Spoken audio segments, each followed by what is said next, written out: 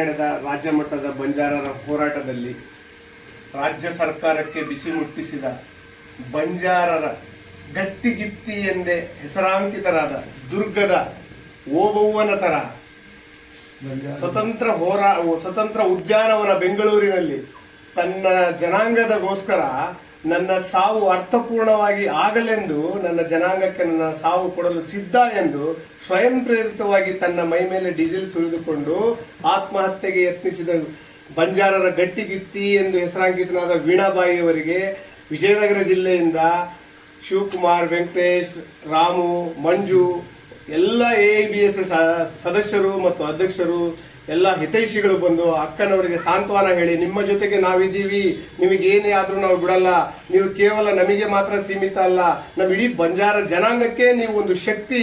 ಯಾಕಂದರೆ ಅದು ಬಂಜಾರರಲ್ಲಿ ಇರುವಂತ ಕಿಚ್ಚು.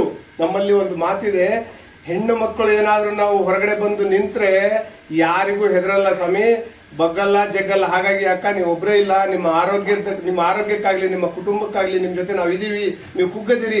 ಇಡೀ ರಾಜ್ಯದ ಮೂಲೆ ಮೂಲೆಯಿಂದ ಇವತ್ತು ನಿಮ್ಮನ್ನೇನು ಮನೆಗೆ ಬಂದು ಸಂತೈಸ್ತಿದ್ದಾರೆ, ನೀವು ಕೂಡ ಧೈರ್ಯಗೊಂದದೆ. ಬಂಜಾರಗೋಸ್ಕರ ನಿಮ್ಮ ಮಾಡಿರುವ ಈ ಸಾಧನೆಗೆ ನಾವು ಏನು ಮಾಡಿದ್ರು ಸಹ ಸಾಲದು, ಆದ್ರೆ ನಿಮ್ ಜೊತೆ ಇದೀವಿ ಅಂತ ಹೇಳ್ಬಿಟ್ಟು ಮರಿಯಮ್ಮ ಸೇವಾಲಾಲನ್ನು ನೆನೆಸ್ಕೊಂತ ನಿಮಗೆ ಎಲ್ಲರ ಪರವಾಗಿ ಕೂಡ ಒಂದು ಸನ್ಮಾನ ಮಾಡಿ ನಿಮ್ಮ ಆರೋಗ್ಯ ಆದಷ್ಟು ಬೇಗ ಚೇತರಿಸಿಕೊಳ್ಳಲಿ ಎಂದು ಎಲ್ಲರ ಮುಖಾಂತರ ನಾವು ಕೇಳ್ಕೊಳ್ತಾ ಇದ್ದೀವಿ.